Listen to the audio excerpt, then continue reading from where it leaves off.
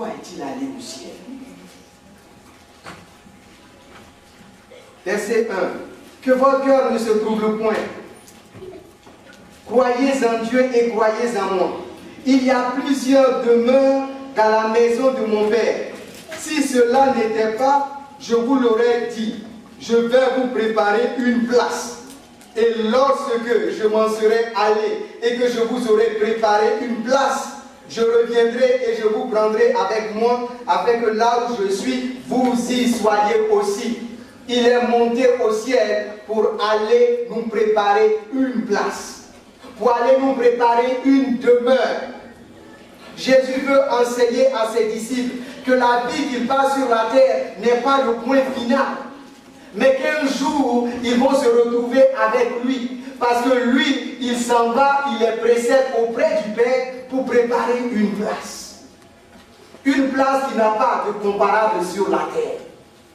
Il n'y a pas de comparable.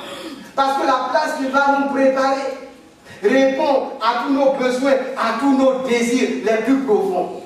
La première raison pour laquelle il est monté au ciel, il est parti pour nous préparer une place. Et ça fait 2000 ans qu'il est parti préparer cette place. Il n'est pas encore venu. Est-ce que vous connaissez un monument, un bâtiment, un building qui a été construit pendant une période de 2000 ans? Et Jésus est en train de nous préparer cette place. Il est en train de nous préparer cette demeure-là. Il est en train de nous préparer ce mansion-là, comme on dit en anglais. Et lorsqu'il aura fini, il viendra nous chercher afin que nous aussi nous soyons. Quel est l'avantage de cette promesse? C'est que lorsque je suis inquiet, je suis abattu, découragé par les problèmes de la vie, je dois me rappeler de cette promesse du Seigneur Jésus. Il allait me préparer une place. Et bientôt, il va me donner accès à cette place-là.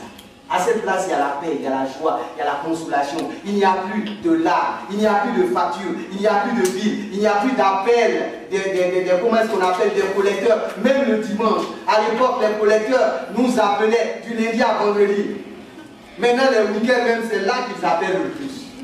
Il va nous préparer cette place-là, que votre cœur ne se trouble pas. Pourquoi est-ce qu'il est parti? Il nous a dit dans Marc qu'il allait, il s'est assis. Lorsque dans la parole de Dieu, on nous parle de quelqu'un qui s'assoit, c'est une position de repos. Jésus est parti pour se reposer de ses œuvres sur la terre. Il a dit sur la croix, tout est accompli. It's finished. J'ai accompli le que tu m'as donné de faire. Pendant 3 années et demie, Jésus n'a fait qu'accomplir les œuvres du Père. Et lorsque le temps est accompli, il est parti vers le Père pour s'asseoir, pour se reposer de ses œuvres. Nous avons vu dans l'école du ministère que celui qui entre dans le repos de Dieu se repose de ses œuvres. Et Jésus voudrait que toi aussi, mon frère, ma soeur, ce dimanche, tu puisses aussi t'asseoir en Christ. Éphésiens nous dit, nous sommes assis en Christ dans les lieux célestes. De même que Christ est monté et qu'il s'est assis à la droite du Père. Lorsque nous devenons enfants de Dieu, notre vie, notre homme spirituel est en Christ et Christ est assis à la droite de Dieu, c'est-à-dire dans le repos de Dieu, dans la puissance de Dieu. Il est allé auprès du Père pour se reposer de ses œuvres. Mais il allait aussi auprès du Père pour accueillir les saints qui rentrent dans la gloire de Dieu. Et nous allons lire cela dans le livre des Actes.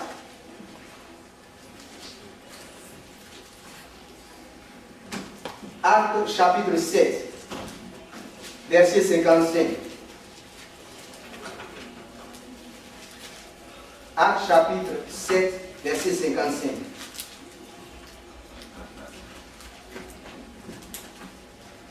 Mais Étienne, rempli du Saint-Esprit, et fixant les regards vers le ciel, vit la gloire de Dieu. Et Jésus, dans quelle position? Debout à la droite de Dieu. On a vu dans Marc 16, 19 qu'étant monté au ciel, il s'est assis. Effectivement, il est assis à la droite du Père.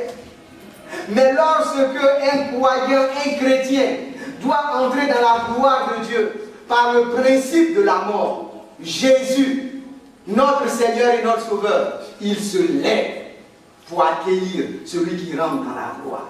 Amen. Il est allé au ciel pour nous précéder, afin que si son retour ne nous trouve pas vivants, eh bien le jour où nous quittons cette terre, il puisse nous accueillir. Lorsqu'un païen, lorsqu'un inconverti meurt, ce sont les démons qui viennent l'accueillir et nous chercher. Mais lorsque l'enfant de Dieu meurt, et la Bible ne parle pas de mort, la Bible dit ceux qui dorment. Lorsque l'enfant de Dieu dort, c'est Jésus qui se lève. Et bien sûr qui envoie les anges pour nous escorter vers sa présence. Il est allé au ciel pour être prêt pour accueillir ceux qui entrent dans sa gloire. Pourquoi est-il allé au ciel? Il allait aussi au ciel pour intercéder en notre faveur. Jésus est assis à la droite du Père et il intercède pour vous et pour moi. Que veut dire intercéder? C'est prier pour quelqu'un. Un jour, Jésus a dit à Simon-Pierre, Simon-Pierre, Simon-Pierre, Satan t'a réclamé pour te cribler comme du froment. Mais j'ai prié le Père afin que tu ne défailles point. J'ai prié le Père pour toi. La Bible dit que le diable rôde autour de nous comme un lion rugissant, cherchant qui il va dévorer. Mais la bonne nouvelle, c'est que Jésus, à la droite du Père, prie pour nous. Amen. Et parce qu'il prie pour nous, le lion, celui qui est comme le lion, ne pourra pas nous dévorer. Quelle que soit sa violence, quelle que soit sa férocité, il va rôder autour de nous. Mais mon Seigneur et mon Rédempteur, qui est à la droite du Père, prie pour moi. Amen. Il allait au ciel à la droite du Père pour être aussi notre avocat. Il allait pour être notre avocat. Et nous allons voir que dans le monde spirituel, il y a quelque chose qui se produit, non pas en faveur des enfants de Dieu, mais à la défaveur des enfants de Dieu. Et c'est pour cette raison que Jésus est allé au ciel à la droite du Père. Et là, il accomplit ce travail.